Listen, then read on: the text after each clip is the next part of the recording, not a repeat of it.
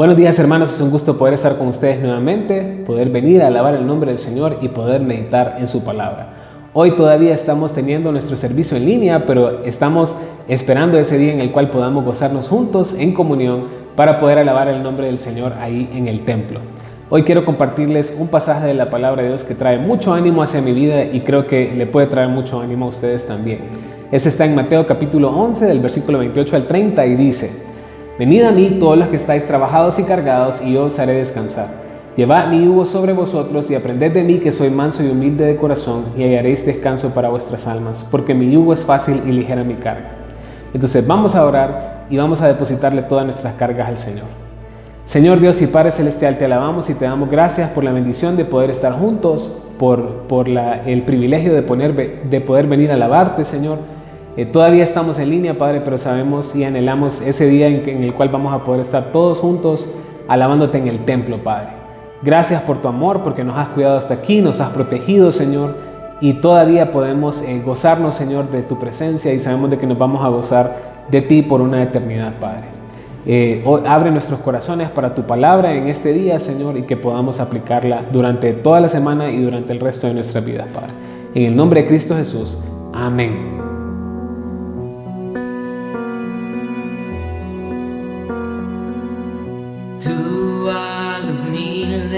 Levantarás al débil, tú fuerzas le das, nuestra tristeza sanarás, vida nos das, el mismo amor que trae libertad, el mismo amor que al ciego vista da, nos llama por nombre. Hoy tú nos llamas por nombre hoy. El mismo Dios que el cielo formó, el mismo Dios que en la cruz murió, nos llama por nombre hoy. Tú nos llamas por nombre hoy. Al que no cree lo apartas tú, para decirle mi eres tú. El orgulloso llamas y al infeliz vengan a mí. El mismo amor que trae libertad, el mismo amor que al ciego vista da, nos llama por nombre hoy. Tú nos llamas por nombre hoy. El mismo Dios que el cielo formó, el mismo Dios que en la cruz murió, nos llama por nombre hoy. Tú nos llamas por nombre hoy. Oh, oh, oh,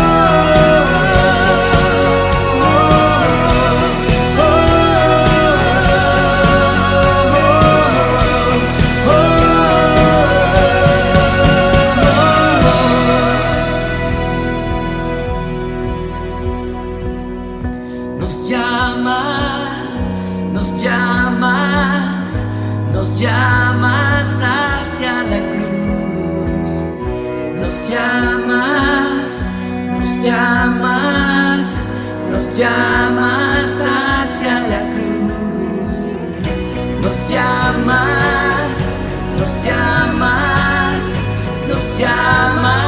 hacia la cruz.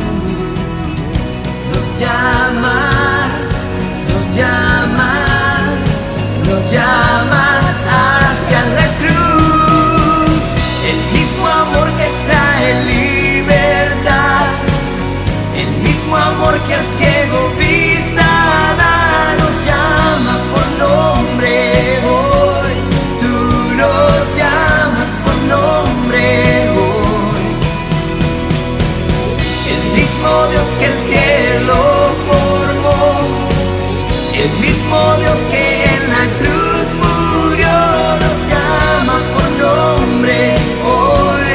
Tú nos llamas por nombre hoy. Oh,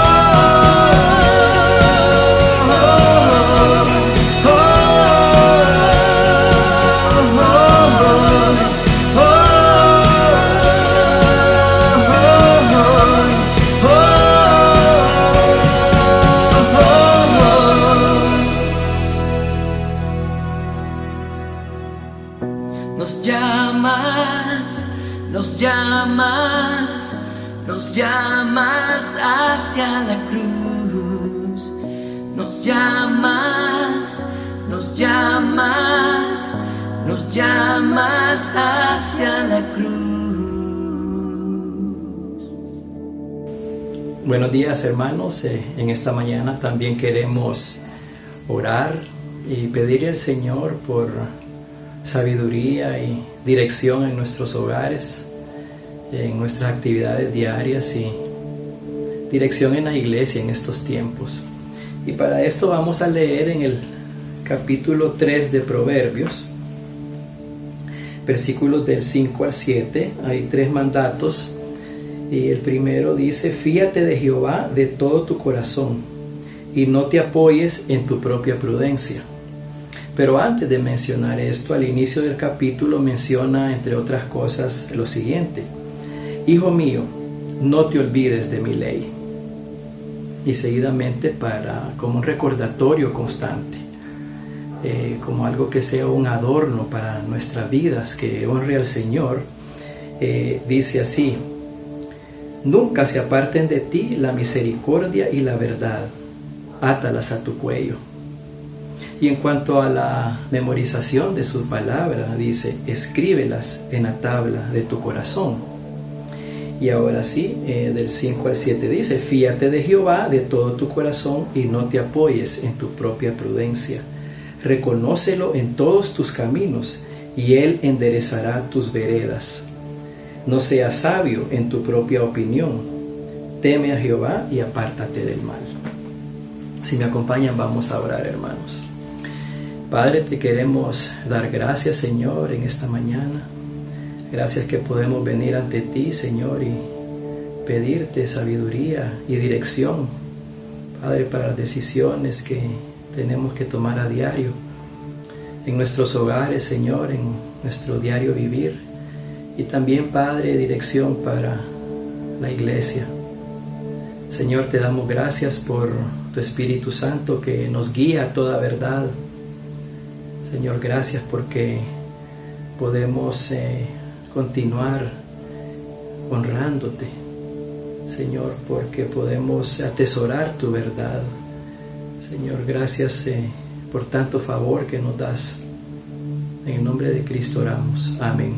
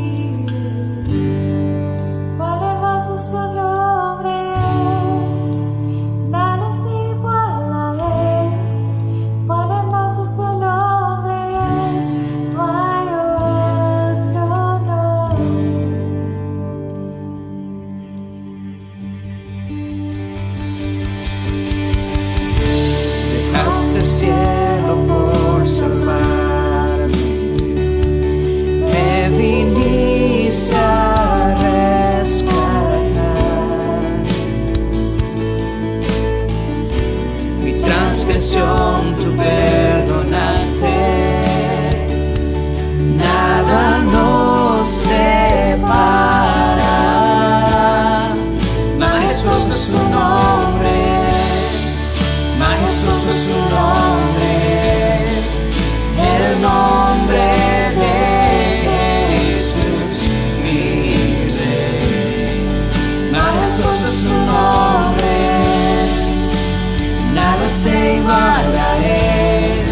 Majestuoso es tu nombre, no hay otro nombre. Majestuoso es tu nombre, no hay otro.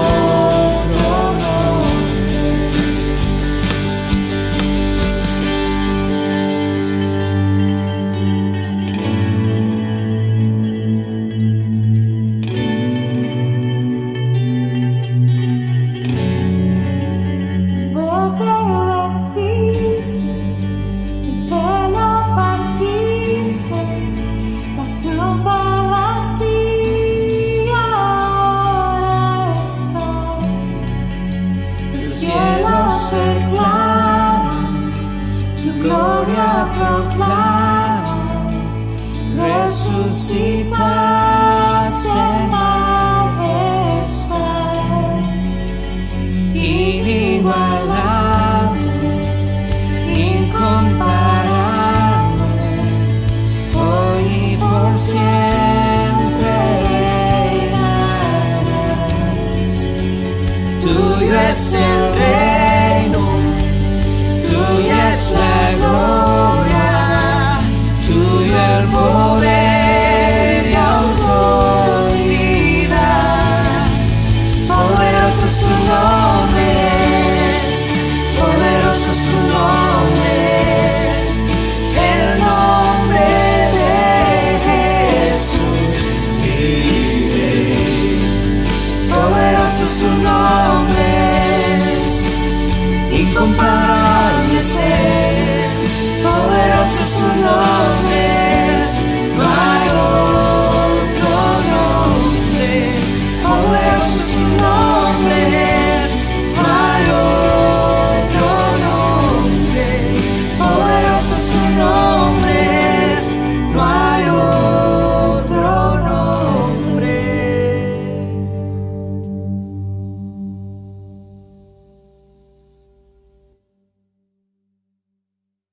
Buenos días, hermanos, qué bueno estar con ustedes esta mañana. Seguimos orando y sabemos que el Señor pues nos está dando dirección de cómo podemos volver a reunirnos. Esperamos que ustedes estén orando también por ese tiempo y que sea el Señor pues guiándonos en la toma de decisiones.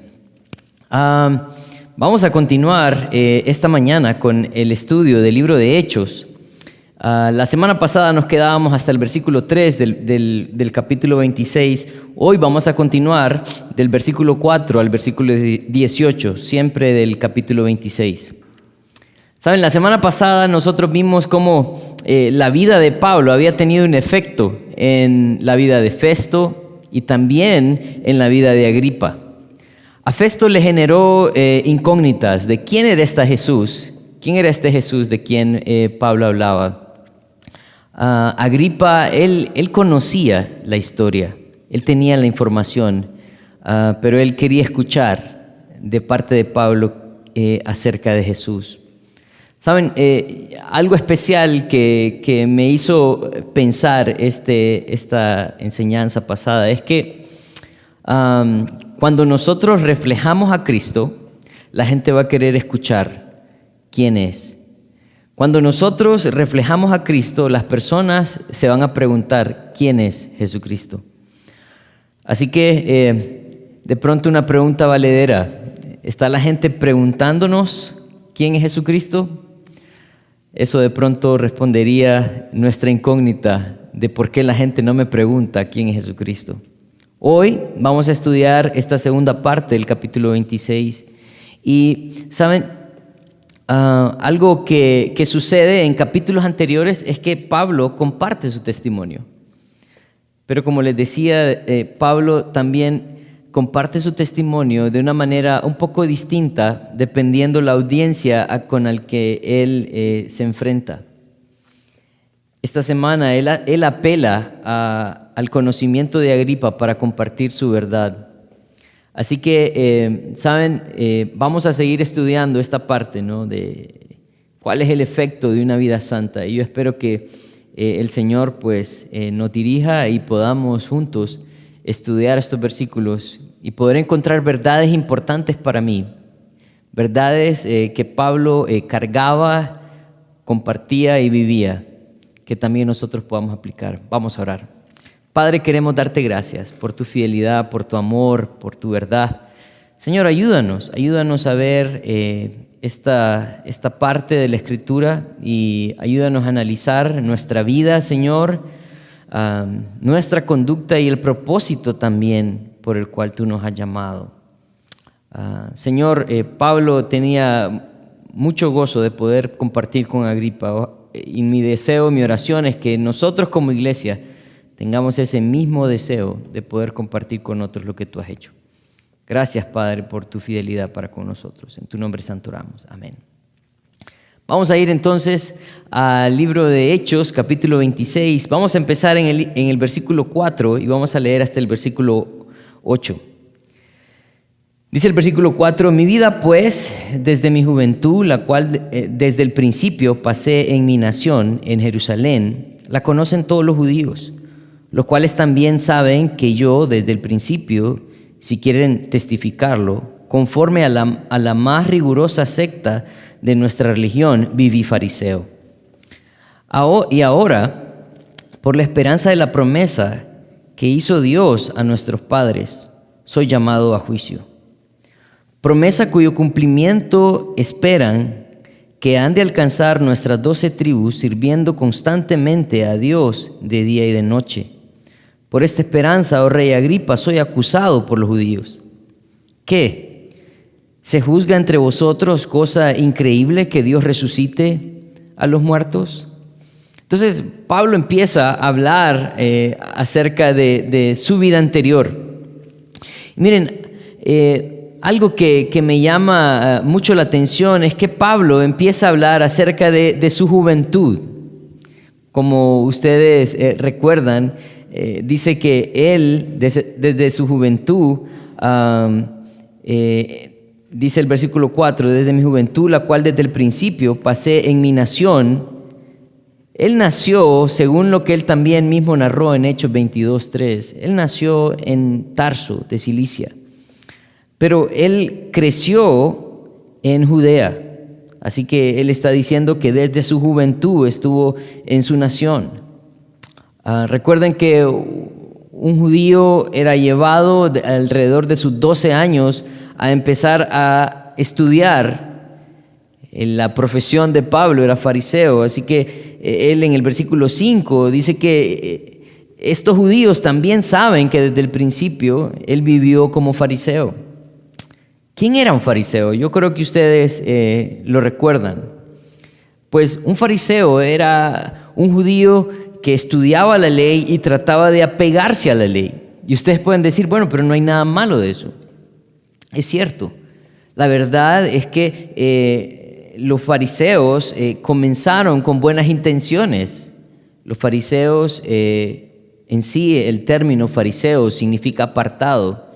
Y el deseo de los fariseos era apartarse de las tribus o de los rituales paganos y permanecer ejercitando su religión judía. Pero eso lo llevó a de pronto levantar un poco el orgullo judío y empezaron a sentirse que eran mejor que las demás personas porque ellos no eran paganos.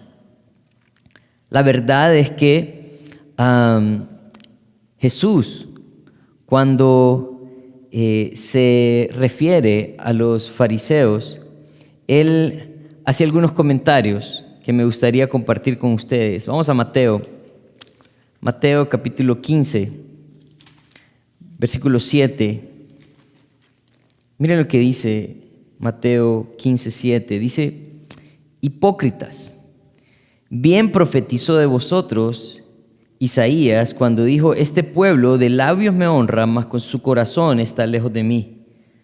Pues en vano me honran, enseñando como doctrinas mandamientos de hombres, y llamando así a la multitud les dijo: oíd y entended. Miren, Jesús se refiere a ellos como hipócritas, no como mentirosos en realidad, porque ellos tenían una verdad que era correcta, pero lo que inundaba a los fariseos era su hipocresía. O sea, ellos decían amar a Dios, decían que ellos estaban bien con Dios, pero la verdad, lo único que ellos practicaban eran rituales judíos. Mateo 23, versículo del 1 al 4, Jesús también hace una referencia a ellos y dice: entonces habló Jesús a la gente, a sus discípulos, diciendo: en la cátedra de Moisés se sientan los escribas y los fariseos, así que todo lo que os digan guardadlo y hacedlo, mas no hagáis conforme a sus obras, porque dicen y no hacen. Así que el problema de los fariseos no era su conocimiento. El problema de los fariseos era su vida.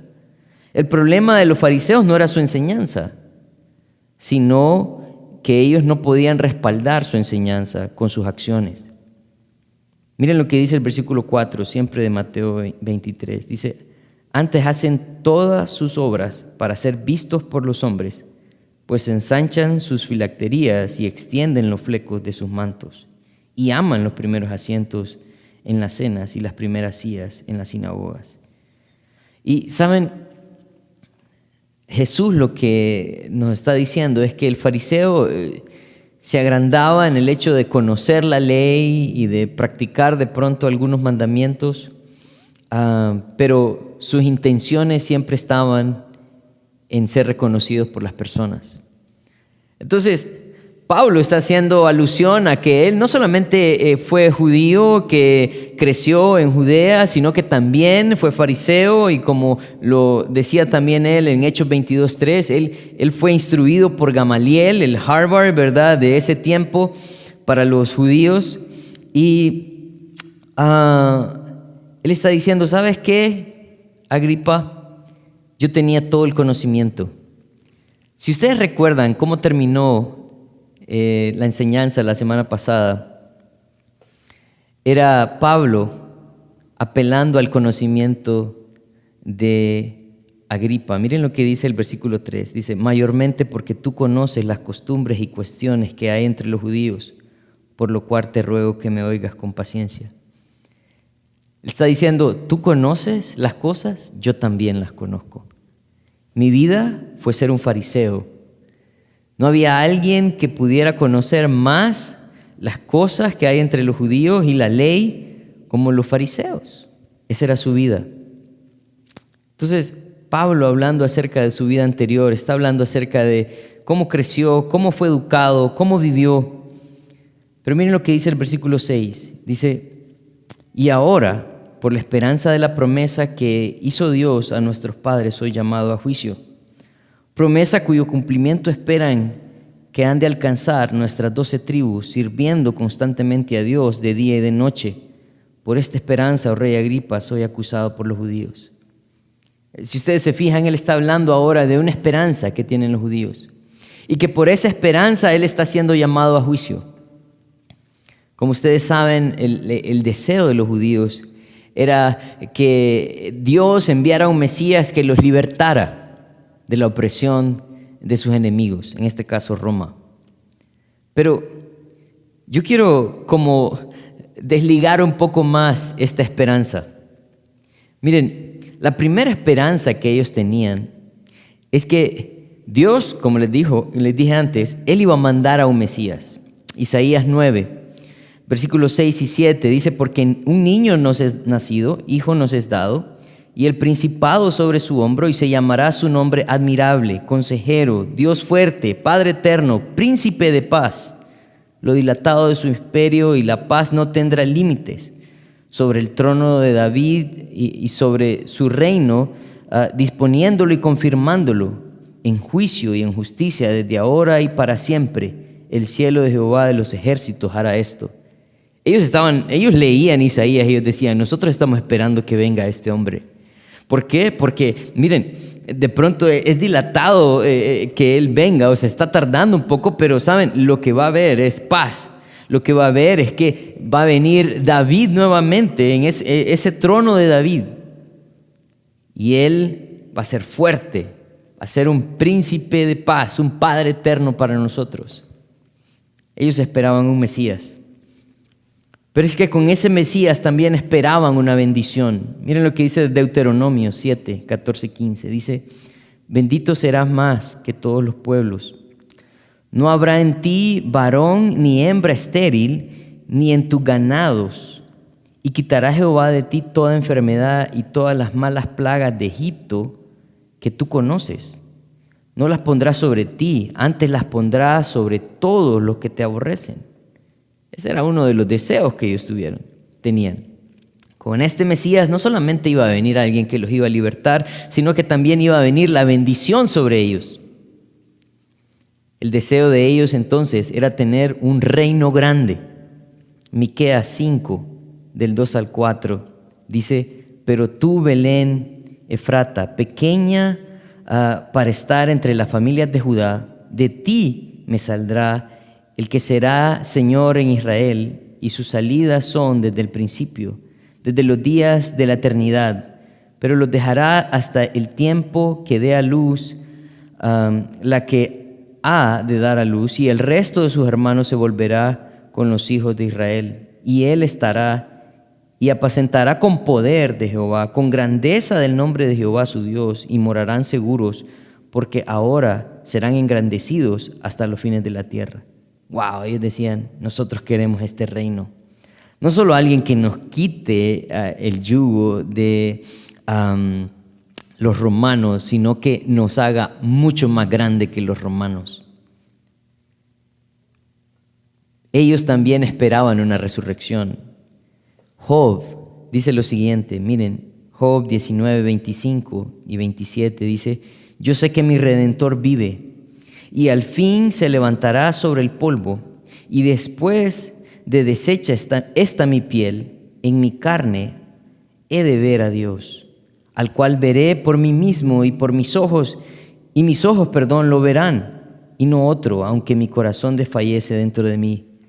Job estaba diciendo: aunque muera, Él me va a resucitar para ver su reino. Jeremías 30, 8 y 9 dice: en aquel día, dice Jehová de los ejércitos, yo quebraré su yugo de tu cuello y romperé tus coyundas, y extranjeros no los volverán más a poner en servidumbre, sino que servirán a Jehová su Dios y a David su rey, a quien yo les levantaré. Ustedes saben que el rey más amado en toda la historia de los judíos sigue siendo el rey David. Salomón fue un hombre grande, rico, un imperio grande, pero jamás alcanzó a llenar, por así decirlo, las expectativas que la gente tenía de David, o como las tuvo de David, Entonces, Pablo le está diciendo a Agripa: tú sabes cuál es la esperanza de los judíos. Y esa es la esperanza que yo predico. Y esa es la esperanza por la que ahora vivo. Que no solamente lo iban a alcanzar nuestros padres, sino que, según el versículo 7, dice, lo esperan alcanzar nuestras 12 tribus. Porque aunque en ese momento solo habían 2 tribus que habían quedado definidas, las otras 10 tribus se habían mezclado con los otros pueblos. Todavía no saben dónde están esas otras 10 tribus. Pero Él está diciendo, Él va a recoger sus 12 tribus. Y esa esperanza es la que nosotros tenemos. Y por esa esperanza estoy siendo acusado. ¿Qué? Dice el versículo 8. ¿Se juzgará entre vosotros cosa increíble que Dios resucite a los muertos? ¿Se juzgará cosa imposible que Dios pueda hacer todo esto? Pero miren, la verdad es que nuevamente el problema de los judíos era Jesús. El problema de los judíos es que ellos no aceptaban que Jesús era el Mesías que había de venir. Ellos no aceptaban que era Jesús el que iba a morir y que iba a resucitar de los muertos también. La libertad que Jesús les ofrecía no era la libertad que ellos querían. Jesús vino a ofrecer una libertad de sus pecados. Y ellos decían, no, nosotros no necesitamos eso. Nosotros necesitamos el reino prometido, al rey prometido. Ellos no entendieron a Jesús, pero Pablo está apelando al conocimiento de las Escrituras del rey Agripa. Del versículo 9 al versículo 11, él narra su conducta. Miren, dice el versículo 9, yo ciertamente había creído en mi deber hacer muchas cosas contra el nombre de Jesús de Nazaret, lo cual también hice en Jerusalén.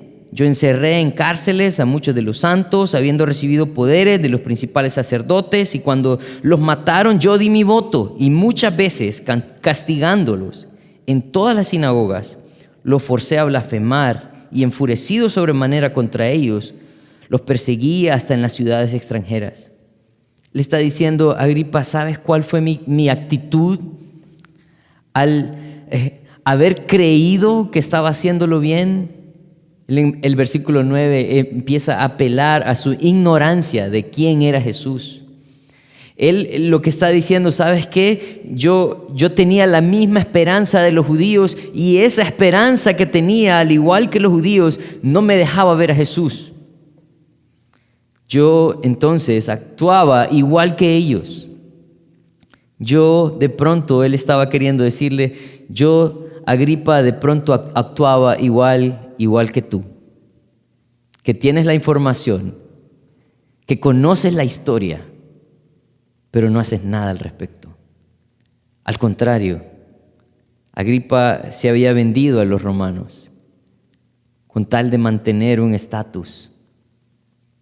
Miren, esto es importante porque si nosotros pensamos en Pablo, él acaba de narrar y decir quién él era y cómo se conducía, pensando que hacía las cosas bien.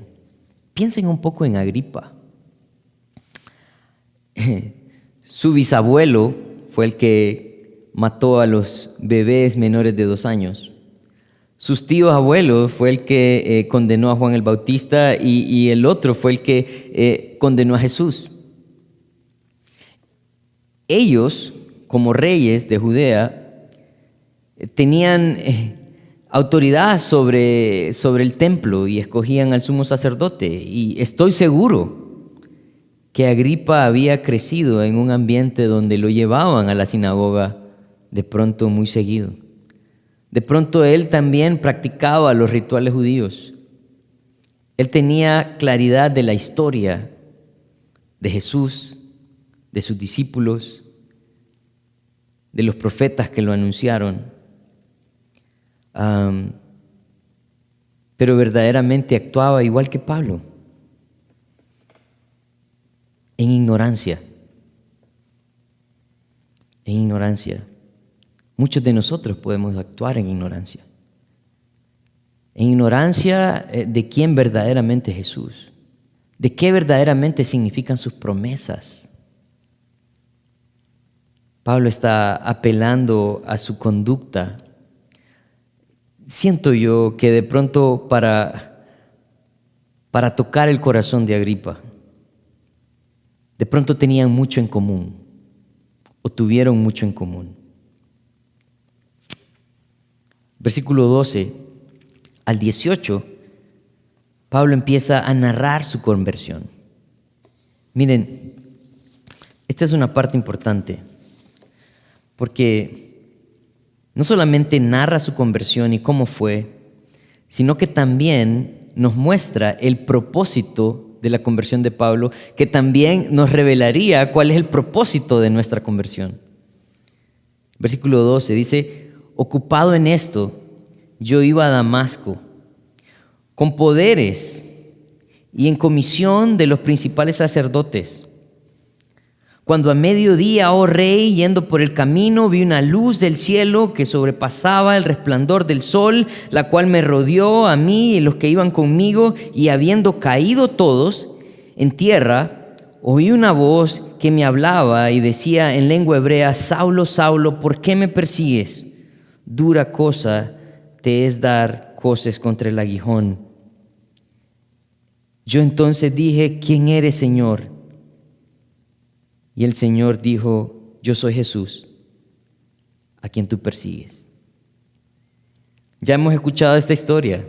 Es más, esta es la tercera vez que lo escuchamos. Pero él añade algunos eventos aquí. En primer lugar, él dice que él estaba ocupado. Él estaba ocupado en perseguir a los cristianos. Él estaba ocupado creyendo que estaba haciendo las cosas para Dios. Él iba a Damasco. Él había adquirido poderes de los principales sacerdotes. Y dice que al mediodía lo rodeó esta luz que era más fuerte que el sol. Dice, y que todos los que iban con él cayeron al suelo. Pero miren lo que dice, Saulo, Saulo, ¿por qué me persigues? Dura cosa te es dar coces contra el aguijón. La idea de dar coces contra el aguijón es, miren, en los animales de carga, muchas personas lo que hacen es que toman un palo y púyan al animal para que no se pare. Entonces, muchas veces el animal no le gusta que lo púyen, entonces él viene y patea, ¿no? Pero ¿de qué le sirve al animal patear si el amo lo está puyando? De nada, porque definitivamente no le va a hacer ningún daño al amo porque él ha calculado la distancia y así puyarlo. Pero lo que nos muestra, lo que está diciendo Pablo, lo que está narrando Pablo es, ¿saben? Me di cuenta que era imposible luchar contra Dios. Era imposible luchar contra las promesas que le había dado. Era imposible luchar contra Jesús, porque Él era, o Él es, quien dijo ser. Dura cosa te es dar coces contra el aguijón. Hay algunas personas, comentaristas bíblicos, que piensan que todo esto comenzó después de la muerte de Esteban, que de pronto después de la muerte de Esteban él quedó pensando, ¿por qué estos hombres están dispuestos a morir por este Jesús? Que cuando Esteban vio al cielo, dice que y todos vieron su rostro como rostro de ángel, de pronto Pablo dijo, definitivamente ellos tienen algo ahí. Y empezó esa lucha, ¿no?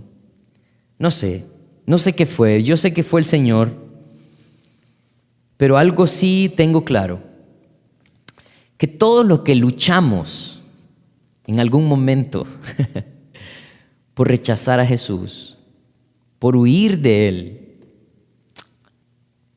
nos vamos a cansar un día y vamos a tener que venir a sus pies. Eso fue lo que hizo el Señor con Saulo. Él dejó que luchara por un tiempo y después lo trajo a Él.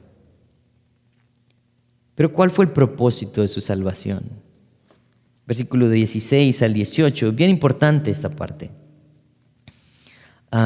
Miren, versículo 16 dice, pero levántate, eso fue lo que Jesús le estaba diciendo, pero levántate y ponte sobre tus pies, porque para esto he aparecido a ti, para ponerte por ministro y testigo que has visto, de las cosas que has visto, y de aquellas que me apareceré a ti. Interesante esto, porque lo primero que hace Dios al llamarlo, lo primero que hace Jesús al pararlo de su camino a Damasco, de su persecución a los judíos, es revelarse a él para convencerlo de su error, pero también lo anima y le dice, levántate, ponte sobre tus pies, porque para esto me ha aparecido a ti. Le encarga una misión. ¿Cuál es la misión? Lo iba a poner por testigo. Dice, por ministro y testigo de las cosas que has visto y aquellas en que me apareceré a ti. Miren, él usa esta palabra ministro y testigo. Yo creo que para mí fue bien importante como estudiar un poco de qué se trataba estas frases. Porque, ¿saben? El día de hoy nosotros tenemos ministros, pero la palabra ministro significa siervo o servidor. La idea es que todo aquel que se llama ministro es que va a servir a las personas. Yo creo que hoy en día no es así, ¿verdad? O sea, si usted va, por ejemplo, ¿no?, al ministro X y le dice, señor ministro, fíjese que necesito que me ayude a arreglar un problema que tengo. Estoy seguro que no va a ser necesariamente una actitud de servicio. Porque el término se ha distorsionado. El término de ministro ahora tiene una connotación de grandeza, de autoridad, de estar encima de los demás. Pero la verdad es que este término ministro tiene que ver con servidor. Y miren, la otra palabra importante aquí es que le dijo ministro, servidor, dice, y testigo. Y testigo. Saben que la palabra testigo en el original, en el griego, es la palabra mártir. Interesante. Porque un mártir de pronto es una persona que está dispuesta a morir por la verdad. Y Pablo de pronto lo tiene claro, pero él básicamente está siendo un servidor de Dios que va a morir por la verdad. En 1 Corintios 3, 5, miren lo que dice Pablo. Había un problema en la iglesia en Corinto y había un poco de división. Y dice, ¿qué pues es Pablo y qué es Apolos? Servidores, la misma palabra, ministros, ¿verdad? Por medio de los cuales habéis creído, y eso según lo que a cada uno concedió el Señor. Miren, ¿para qué el Señor constituye ministros? Salmo 103, 21 dice, bendecid a Jehová, vosotros todos sus ejércitos, ministros suyos, que hacéis su voluntad. Los ministros sirven para glorificar a Dios, para servirle. Los testigos, como les decía, estaban dispuestos a morir por la verdad. Así que cuando el Señor llamó a Pablo, no le mintió de lo que iba a hacer. Él dijo, no, vas a ser ministro mío y testigo mío de las cosas que has visto y de aquellas que me apareceré a ti. Versículo 17 dice, librándote de tu pueblo y de los gentiles a quien ahora te envío. Miren, esto es importante. Si ustedes se fijan, lo primero que le dice es, yo te voy a hacer ministro, yo te voy a hacer testigo de las cosas que has visto, de las cosas en que yo me mostraré a ti. Pero ¿sabes lo primero que tengo que hacer? Tengo que librarte de tu pueblo y de los gentiles. Y después te voy a enviar a ellos. ¿Qué significa eso? ¿Qué está queriendo decirle Jesús a Pablo? Definitivamente lo que Jesús estaba tratando de decirle es, ¿sabes qué? Tengo que librarte de aquellos hábitos antiguos de los judíos. Tengo que librarte de aquella vida pasada. Tengo que cambiar tu manera de pensar. Tengo que transformarte para después enviarte a ellos. El Señor definitivamente quería hacer una transformación en Pablo. Él quería no enviar al mismo Pablo, sino a un Pablo que se había librado de simplemente cumplir rituales y leyes para entender el propósito y el amor de Dios a través de su verdad. Eso es justamente lo que hizo el Señor. Los libró de su pueblo y de los gentiles y después lo envió a ellos. Pero, ¿cuál iban a ser ahora los propósitos de Pablo? Versículo 18 dice, para que abras sus ojos, para que se conviertan de las tinieblas a la luz y de la potestad de Satanás a Dios, para que reciban por la fe que es en mí perdón de pecados y herencia entre los justificados. Ahí parece que le muestra un propósito grande de enviarlo hacia los judíos y hacia los gentiles. En primer lugar dice, para que abran sus ojos. Es decir, bueno, Daniel, pero yo tengo mis ojos abiertos. La gente en el mundo anda sus ojos abiertos. Bueno, pensemos un poco. ¿A qué se refiere esto? Miren lo que Jesús dijo en Lucas 4:18. Dice, el Espíritu del Señor está sobre mí, por cuanto me ha ungido para dar buenas nuevas a los pobres. Me ha enviado a sanar a los quebrantados de corazón, a pregonar libertad a los cautivos. Miren lo que dice al final. Dice, y vista a los ciegos, a poner en libertad a los oprimidos. Es el propósito de Jesús. Segunda de Corintios 4, 3 y 4 dice, pero si nuestro evangelio está aún encubierto, entre los que se pierden está encubierto, en los cuales el Dios de este siglo cegó el entendimiento de los incrédulos, para que no les resplandezca la luz del Evangelio de la gloria de Cristo, el cual es la imagen de Dios. ¿Saben lo que sucede con este mundo? Que este mundo ha sido cegado por el príncipe de este mundo. Las personas ven su necesidad, escuchan acerca de Cristo, pero no lo aceptan, porque tienen que ver con cosas espirituales. Este mundo nos ofrece muchas cosas materiales, pero ninguna espiritual. La paz, el gozo, solo Jesús lo puede dar. Él era enviado entonces para abrir sus ojos. Dice, para que se conviertan de las tinieblas a la luz. Para que se conviertan de las tinieblas a la luz. Salmo 107. Miren lo que dice Salmo 107. Salmo 107. Salmo 107, 10 al 14. Dice lo siguiente.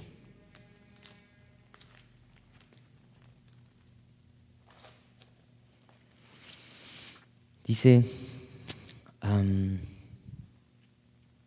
algunos moraban en tinieblas y sombra de muerte, aprisionados en aflicción y en hierros, por cuanto fueron rebeldes a la palabra de Jehová y aborrecieron el consejo del Altísimo.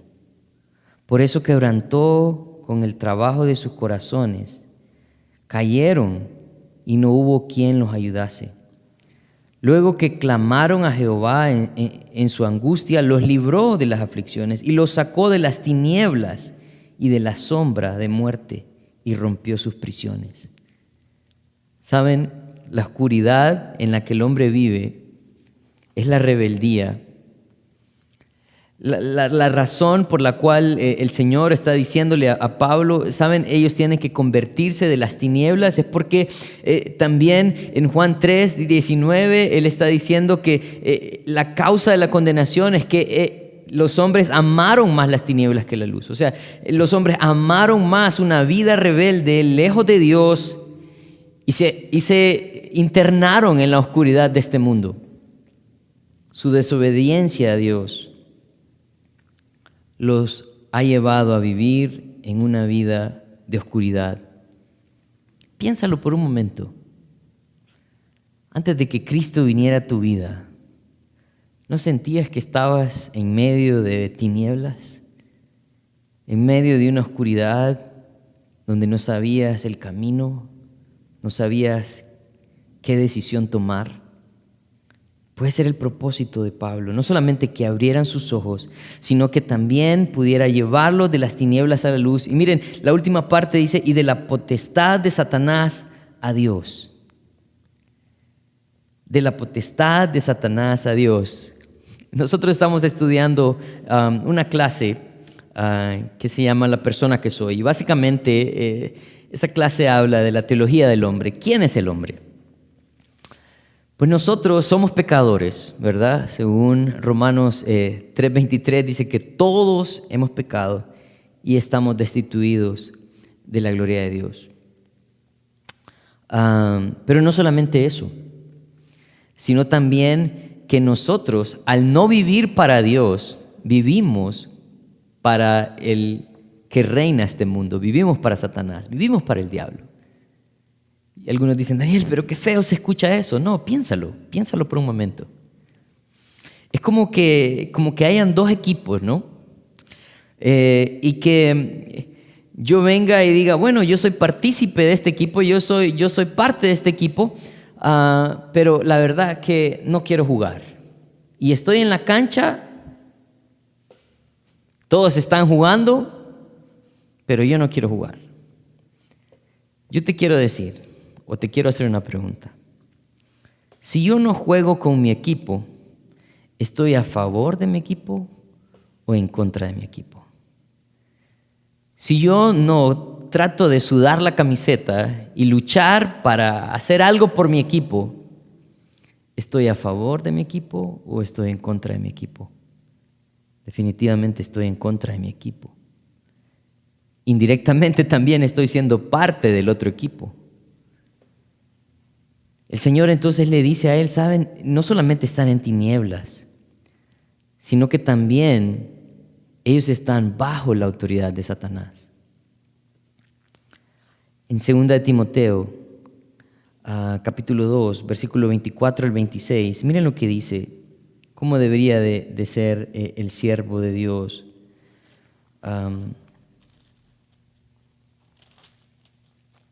Dice, porque el siervo del Señor no debe ser contencioso, sino amable para con todos, apto para enseñar, sufrido, que con mansedumbre corrija a los que se oponen, por si quizá Dios les conceda que se arrepientan para conocer la verdad. Dice el 26, y escapen del lazo del diablo, que están cautivos a voluntad de él.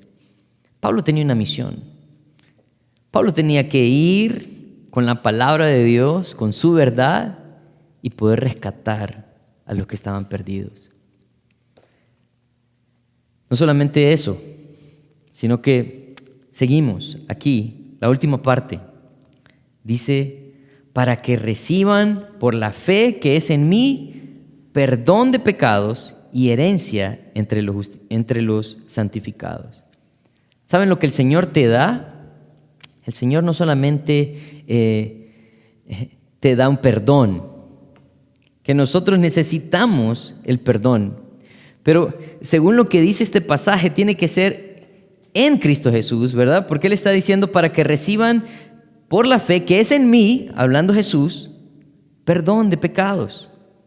La fe es el medio que Dios da para encontrar la salvación. Efesios 2, 8 y 9 dice, por gracia sois salvos por medio de la fe, y esto no de vosotros, pues es don de Dios, no por obras, para que nadie se gloríe. Por gracia sois salvos por medio de la fe, dice, y esto, hablando de la fe, no es de vosotros, es don de Dios. Así que tenemos que entender que Dios es el que da la fe a través de su palabra. Romanos 10, 17 dice que la fe viene por el oír y el oír la palabra de Dios. Romanos 1, 17. Miren lo que dice. Porque el evangelio, la justicia de Dios, se revela por fe y para fe, como está escrito, mas el justo por la fe vivirá. ¿Pero qué es la fe?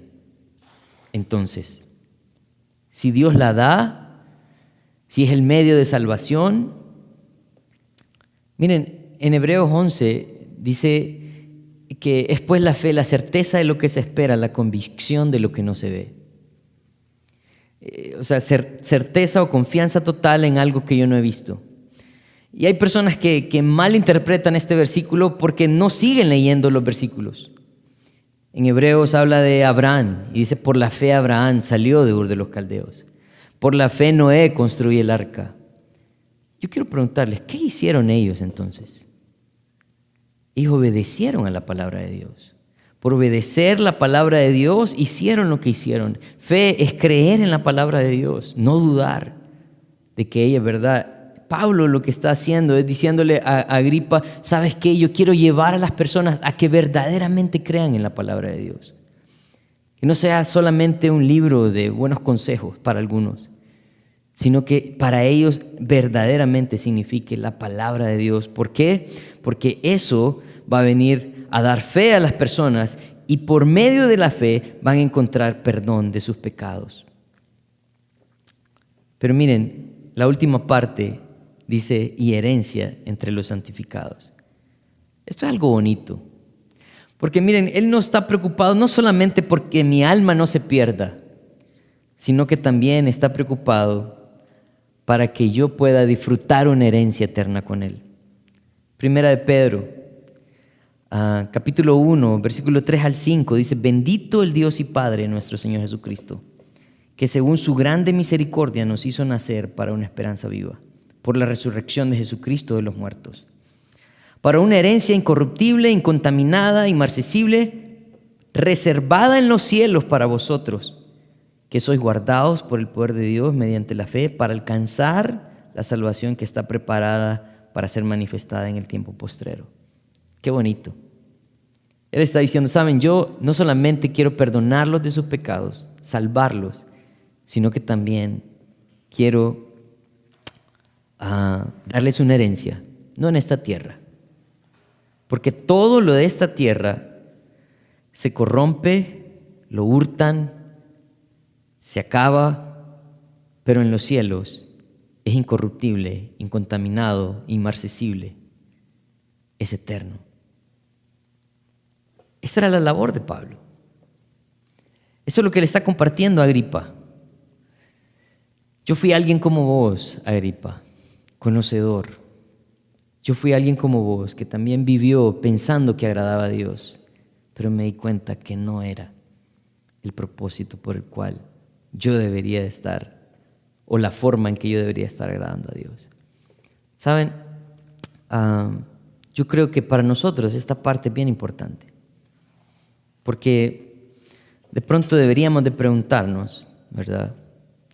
Si nosotros nos aferramos a las costumbres o a los hábitos que nos enseñaron nuestros padres, pero no tenemos un verdadero conocimiento de quién es Jesucristo. Cuando nosotros hacemos todas estas cosas simplemente porque han sido rituales enseñados desde nuestra juventud, pero no tenemos conocimiento pleno de qué significa esto, no estamos agradando a Dios. Dios quiere cambiar tu vida.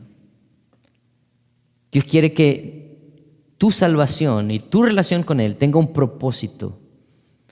Que las personas puedan ver en nosotros el ejemplo tangible o la persona de Jesucristo de una manera tangible.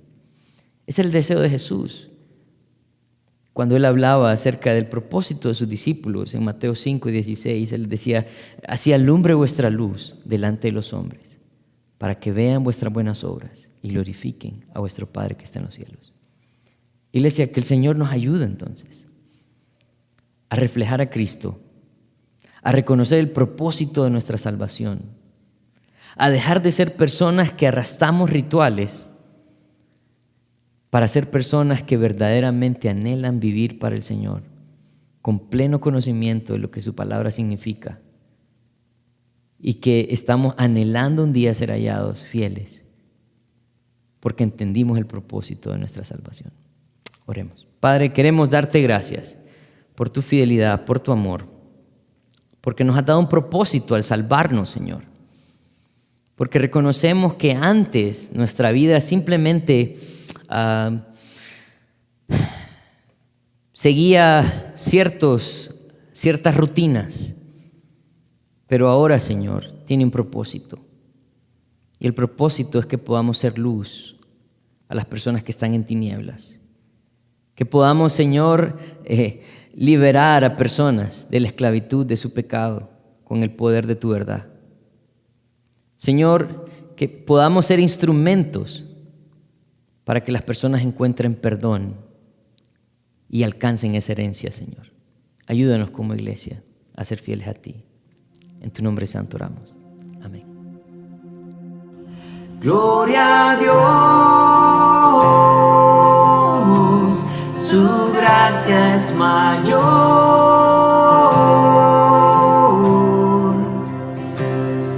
Sus misericordias hoy nuevas son. Mis faltas son muchas, su gracia es mayor.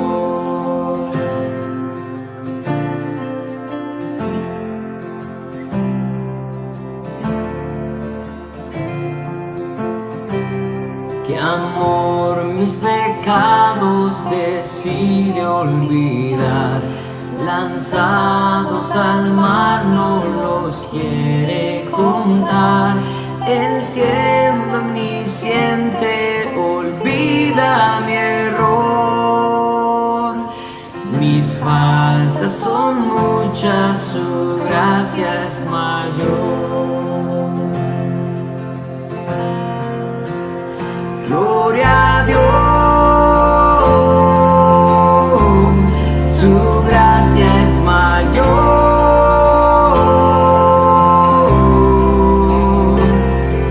Sus misericordias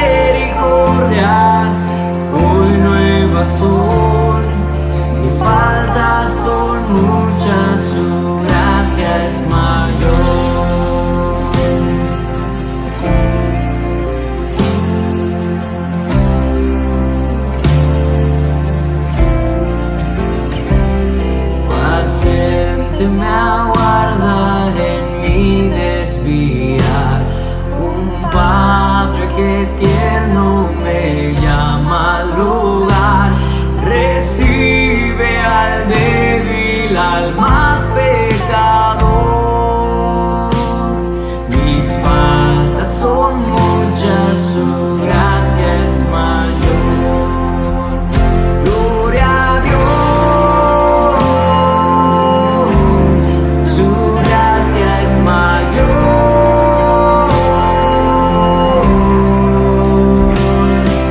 Sus misericordias hoy nuevas son.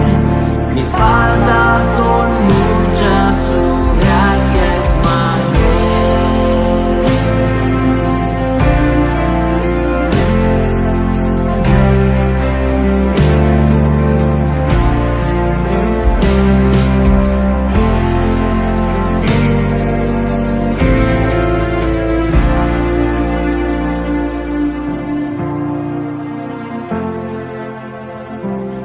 Qué grandes riquezas Él nos otorgó, su sangre fue el pago, su vida entregó, pagó esa deuda y la canceló.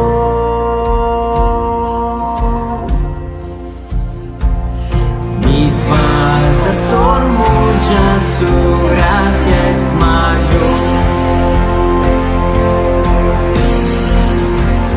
Gloria a Dios, su gracia es mayor.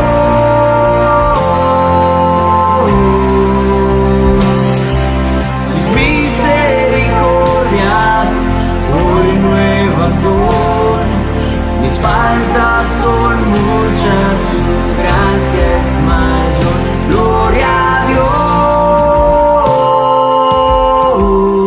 su gracia es mayor.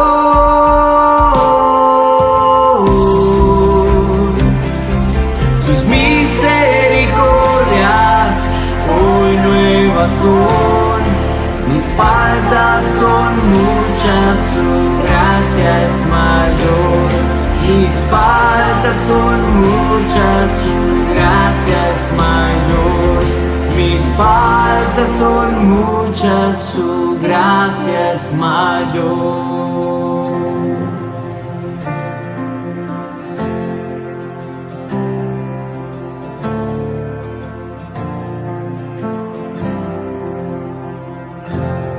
Qué bueno contar con su compañía. Para terminar, queremos hacerle algunos anuncios, algunas buenas noticias.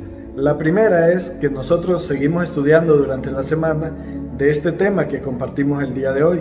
Le invitamos a formar parte de los grupos Casa. Si usted no forma parte de alguno de ellos, entonces le invitamos a que vea cuál es el que está más cerca de ustedes, de donde ustedes viven, y únanse a él. La otra buena noticia que les traemos es que los grupos de damas, de hombres y de jóvenes seguimos reuniéndonos. Las damas lo hacen los sábados a las 9 de la mañana y ellas están estudiando el libro de Mateo. Están en el Sermón del Monte, dicen que está muy bonita la enseñanza. Los jóvenes están estudiando las cartas de Juan y lo están haciendo los viernes a las 7:30 de la noche. Y los hombres estamos estudiando la primera carta a Timoteo y lo estamos haciendo los miércoles a las 5 de la tarde. Le invitamos también a unirse a estas reuniones. También queremos darle una muy buena noticia. En estos próximos días se estarán haciendo pruebas para retomar nuestros cultos presenciales. Le invitamos a orar, a pedirle a Dios que Él nos dé la sabiduría para hacer las cosas de la manera que a Él le agradan y con la mayor seguridad para todos. Si usted tiene alguna duda, puede buscar información a través de nuestras redes sociales y le agradecemos mucho su compañía. Nos veremos muy pronto.